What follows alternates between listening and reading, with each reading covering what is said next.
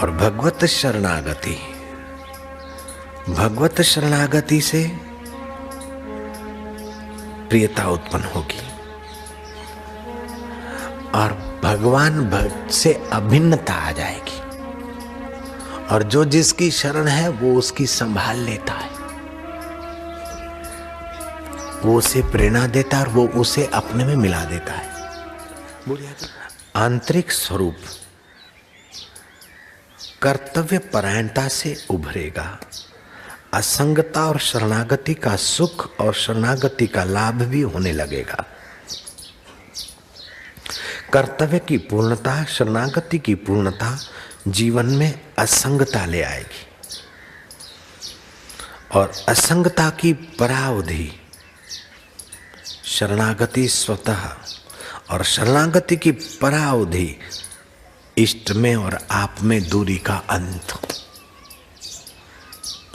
परमात्मा में और जीवात्मा में दूरी का भेद का अंत, ये शरणागति की पराकाष्ठा हो गई। मैं उसका हूं, ये शुरुआत की शरणागति।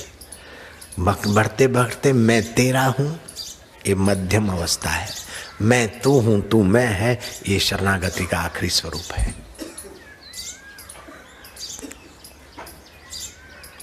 जो स्वार्थ भाव को महत्व देते हैं वो सेवा के सुख से और सेवा से होने वाले निखार के सद्गुण से वंचित रह जाते। उनके जीवन में जड़ता बढ़ जाती है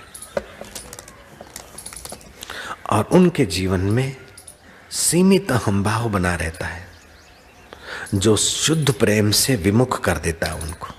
और जो सेवा करते हैं उनका सीमित अहंभाव व्यापक होता जाता है और प्रेम के सन्मुख कर देता है।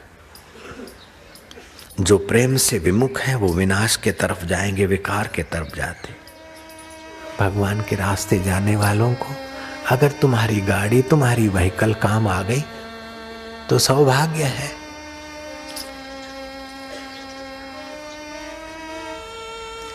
और भगवान के रास्ते जाने में तुम्हारा तन तुम्हें काम आ गया, तपस्या करने में तुम्हारा मन तुम्हें काम आ गया, जप करने में तुम्हारी उंगलियां तुम्हें काम आ गई, ठाकुर जी का नाम जपने में तुम्हारी जीवा तुम्हारे काम में आ गई, कीर्तन करने में तुम्हारे हाथ तुम्हारे काम आ गए, कीर्तन करने में तुम्हारे कान तुम्हारे काम आ गए, बस कथा सुनने में सार्थक हो गया जीवन। तुम्हारे पैर तुम्हारे काम आ गए सत्संग में जाने के लिए। इससे बड़ा सौभाग्य क्या हो सकता है? जहां भी जाओ तुम्हें संसार के दलदल में जाने